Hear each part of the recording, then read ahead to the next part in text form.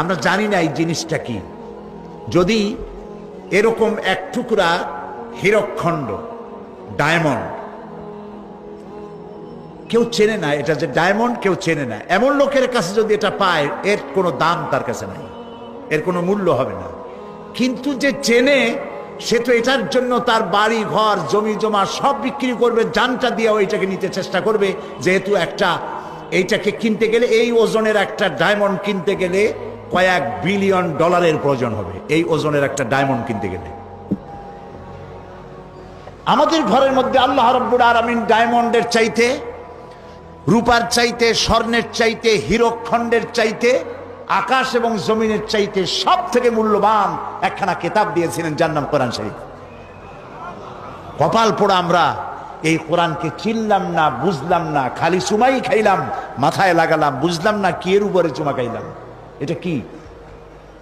এই কোরআনের কাছে যখন মানুষ আসে বোঝার জন্য, কোরআনের কাছে যখন আসে, কোরআন, আমি কথাগুলি আরো বলেছি, যদি জিরো আসে কোরআন হিরো বানায় দেয়, আর হিরোরা এসে যদি বেয়াদবি করে আল্লাহ জিরো বানাইয়া জেলখানায় ঢুকায় দেয়, ঠিক না?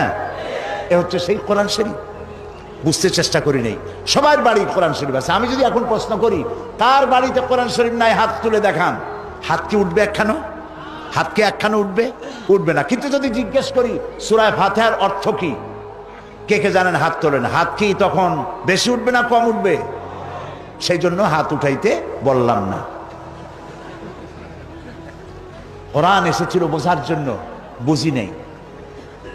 একটুখানি যদি চিন্তা করি যে ওমর রাদিয়াল্লাহু তাআলা আনহু কত বড় জাহিল, কত বড় মূর্খ হইলে পরে আল্লাহর নবীরে হত্যা করতে আসছে। আরে সেই হযরত ওমর যখন কোরআন তেলাওয়াত শুনলেন, বিষে ধরলো, এমন ধরলো, আর তার মাকাম আল্লাহ এমন জায়গায় পৌঁছায় দিলেন, নবী করিম সাল্লাল্লাহু আলাইহি ওয়াসাল্লাম বললেন, লা নবিয়্যা বাদি ওয়ালা রাসূলা, আমার পরে নবীও হবে না, রাসূলও হবে না। তবে একটি কথা আছে, আমার পরে যদি আল্লাহ নবী কাউকে বানাতেন লাকানা ওমর, ওমর নবী হয়ে যাইতেন।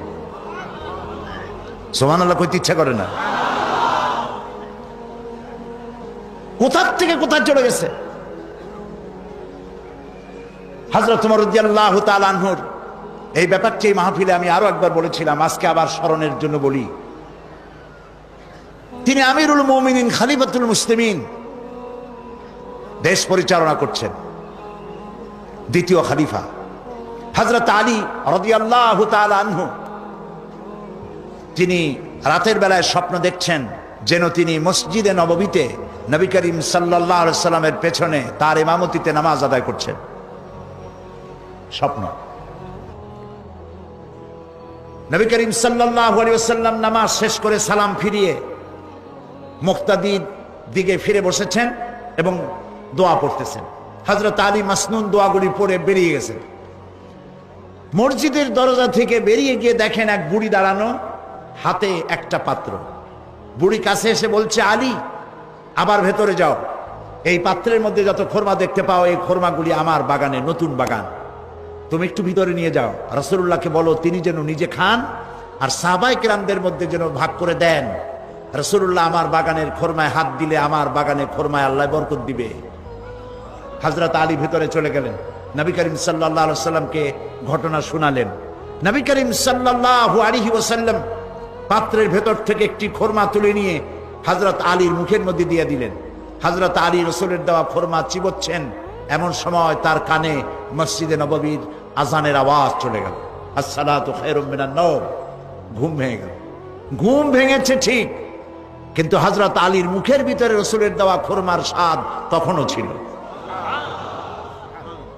ওযু করে তড়িঘড়ি করে মসজিদে নববীতে প্রবেশ করে দেখেন ইমামতির জায়গায় কে দাঁড়ানো? হযরত ওমর দাঁড়ানো। নামাজ শেষ করে তিনি পিছনে ফিরেছেন।